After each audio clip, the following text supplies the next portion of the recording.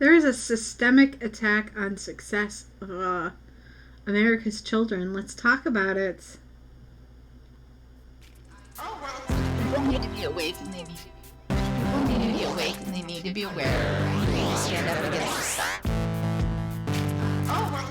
This is kind of a good story for me because as I'm culture and politics, this is kind of where culture and politics really intersect because sports are a big part of American culture. So we have 2 stories, 4 tabs plus a Twitter tab. And so two tabs each story. So the first story took place the first incident took place in October. They're both football stories, but we're winding down on football season. We're gearing up to like basketball season, which is the main winter sport for kids. I guess some play hockey, but I don't think hockey has started yet. I think it's a little bit staggered. Some places, like, I followed Sierra Canyon basketball, and they were doing preseason during football season, and now they're doing their official season started. But I think a lot of schools haven't started yet. So there's not a large proportion of games being played outside of football. So there's still room for this to occur in other sports. Very scary rules that are being put into place. So the October story was a league of kids 7 and under, and they have a rule. They can't win by more than 30 points. Ooh, that's not very bright. But anyway, right here. I highlighted it, but even I can barely see it, so I don't know. Right here. There. The league rule, actually, I wonder if, there. That's easier to see. Okay.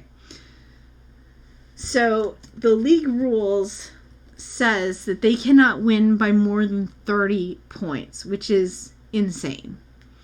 Like I said, the kids are 7 and under, and who gets hit if the rules are broken? Well, the coach does, and that's what happened.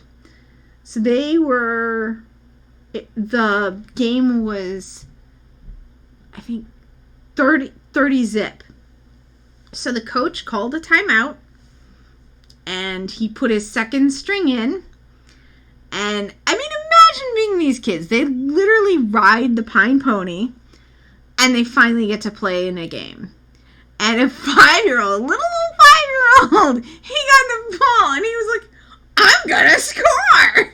And the coach was literally, like, running after him, screaming, fall down, fall down! And the kid's like, screw that, I want to score! Well, the kid did score, so the game ended up being 36 zip. And now this coach is gonna get suspended, or he did, I think, already. And they're gonna slap him with, or they did probably already, slap him with a $500 fine. Now, nobody would have known about this, which is also very scary, because this is, you might say, like, oh, it's just a game. But that's the point. It's just a game. So why can't the kids win? Because communism, but anyway. So anyway, the story actually got out because his brother-in-law is a former Philadelphia Eagle named Torrey Smith, and he tweeted about that, and I have the tweet in my tabs. And here's just another story on it from NBC, the local affiliate from Philly, 10. And it's basically the same thing, $500 fine, 36 zip. I think they said he got tweeted out. 5-year-old who scored. Coach running down the field, running down the sideline. Fall out! No! Don't score! And the coach does not agree with the rule. So here's the tweet that went viral. It's still there. Today's story of We Are Building Weak Children. Ain't that the truth? The youth football team in his wife's hometown had a game. They won 36-zip. So it must be... So his wife must be the sister of the coach. Most likely. They don't allow you to win by 31 without some type of punishment. $500 fine. Are you kidding me? Yeah. It got almost 2.1 thousand retweets. And then it got picked up by news sources probably before that many retweets. Journalists, in case you happen, if you're like not regular for my channel, if you're here because like you're sports related, journalists like find their stories on Twitter nowadays. Like, oh, this went viral. I'm gonna sit on my butt and do a story about it. Like, they don't go out in the field and like find stories into journalism the way they did when I was a kid, and when I was even after I was a kid. No. They just sit on Twitter in air conditioning, and they want to make $40,000 a year for that. While other people sweat for less money. But anyway, high school football coach suspended. So you might, so this is the second story. You might look at the first one and go, oh, well, we have to spare their feelings because they're little kids.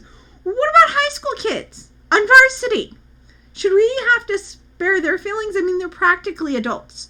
They should really, at that point, be in training for adulthood.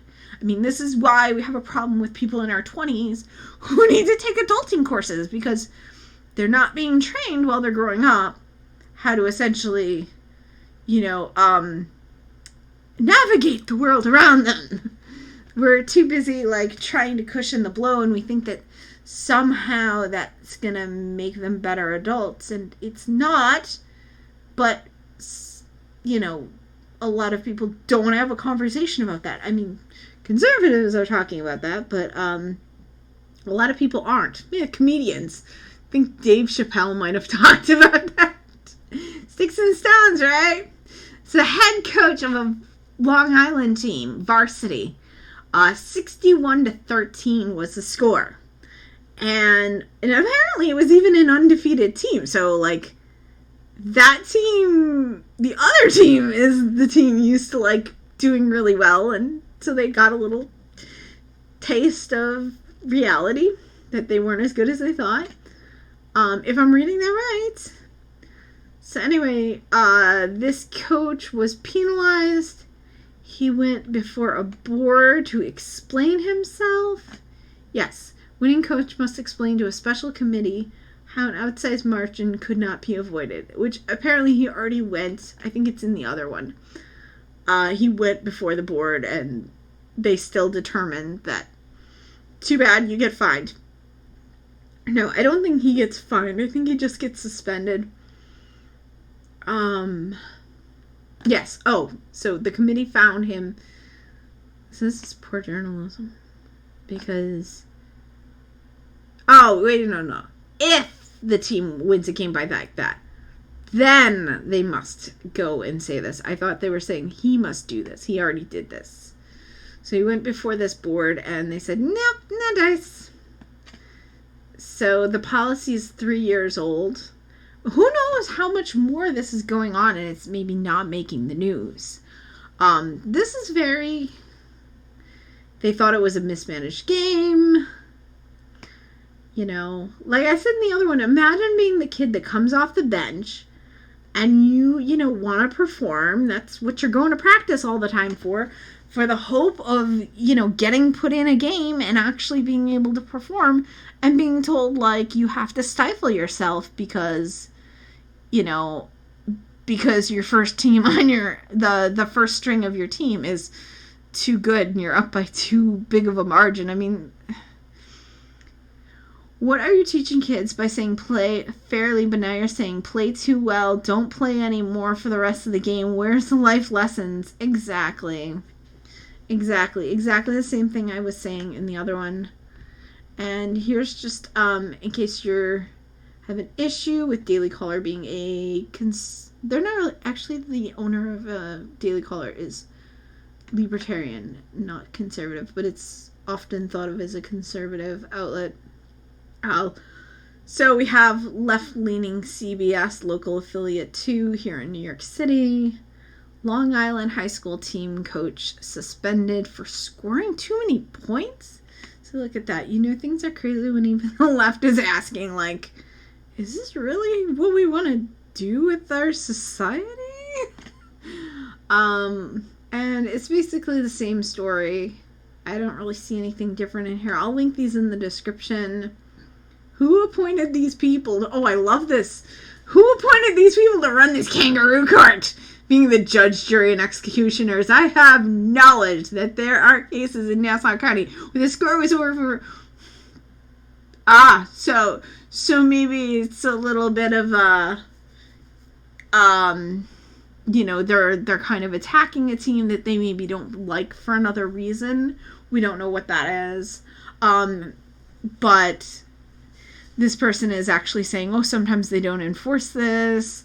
So that's another problem we have in society where rules for thee, but not for me. Rules are not enforced for certain people. But I guess that's kind of an age-old problem. School is not going to appeal it because if they appealed it, it could get worse. So...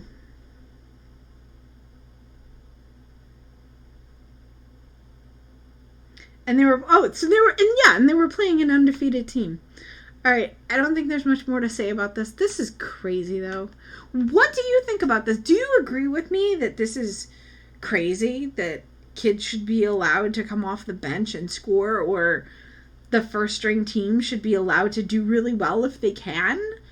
That there should be or do you disagree with me and you think, no, we gotta spare the fifis of the opposing team? So which one do you think? Tell me in the comments. Thanks for stopping by my channel. I will see you all next time. People need to be awake and they need to be awake and they need to be aware. They need to stand up against the stuff. People need to be awake. People need to be awake and they need to be aware. They need to stand up against this stuff. And it's so politically engaged. And it's so politically engaged.